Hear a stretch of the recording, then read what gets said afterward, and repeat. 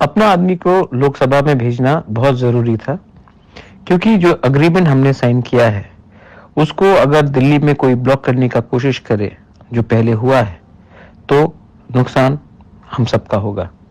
इसी के लिए हमने ऐसा व्यक्ति को चुना जो हमें हेल्प करेगा और हमारा नुकसान नहीं पहुंचाएगा अग्रीमेंट को इंप्लीमेंट करने के लिए दिल्ली में।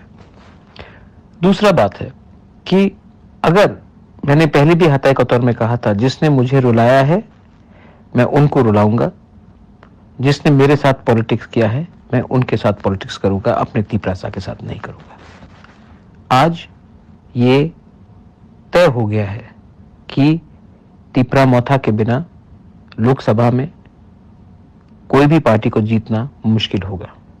मैं आभारी हूं होम मिनिस्टर का कि उन्होंने हमें मौका दिया है अपना उम्मीदवार भेजने के लिए दिल्ली में, और मैं आभारी हूं कि हमारे तीपरासा को जो 75 साल से जो सफर कर रहे थे, आज एक मौका मिलेगा कि हम अपना अधिकार को, कॉन्स्टिट्यूशनल राइट्स को ले सके।